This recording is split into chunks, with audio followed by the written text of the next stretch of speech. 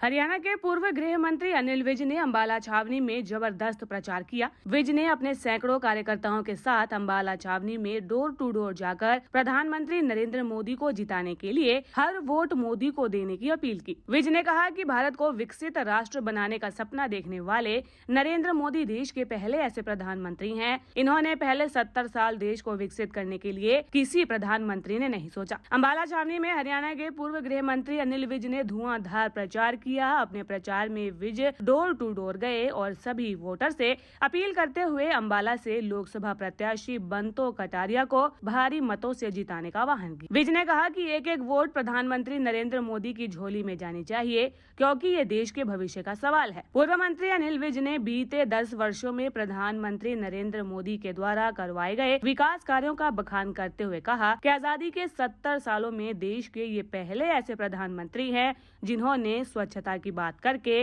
देश को आगे ले जाने के बारे में सोचा। विज ने कहा कि मोदी ने जो कहा है वो करके दिखाया है, भले ही वो राम मंदिर की बात हो, 370 हटाना हो, आयुष्मान कार्ड बनवाना, गरीबों को स्वच्छ घर बना के देना और देश के भविष्य के लिए 2047 तक देश को विकसित भारत बनाना सिर्फ नरेंद्र मोदी ही सोच सकते हैं, क्योंकि नरेंद्र मोदी है तो मुमकिन है। देखिए, ये जो चुनाव है, चुनाव तो अक्सर 5 साल बाद होते ही हैं, लेकिन ये जो चुनाव है ये भारत के भविष्य का चुनाव है। ये उस व्यक्ति को एक बार फिर प्रधानमंत्री बनने के लिए लड़ा जा रहा है जिसके खिलाफ देश की कुछ ताकतें हटाने में लगी हुई है।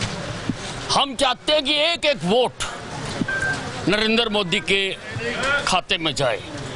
ऐसा प्रधानमंत्री हमें मिला है जिसने करके भी दिखाया है। धारा 370 खत्म करी, राम मंदिर बनवा के दिया, 3 तलाक खत्म करी, गरीबों को आयुष्मान कार्ड, स्वास्थ्य का, स्वच्छ घर बना के दिए और आगे की भी सोच है कि 2047 तक विकसित भारत बनाना। आज तक कोई प्रधानमंत्री यहाँ तक सोच नहीं सका।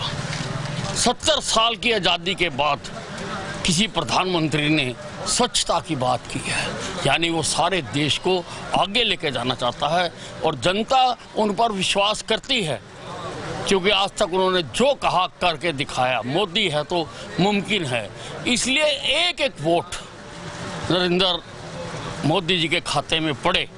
अंबाला से भी जो भारतीय जनता पार्टी की उम्मीदवार है वो भी भारी भरकम वोटों से जीते।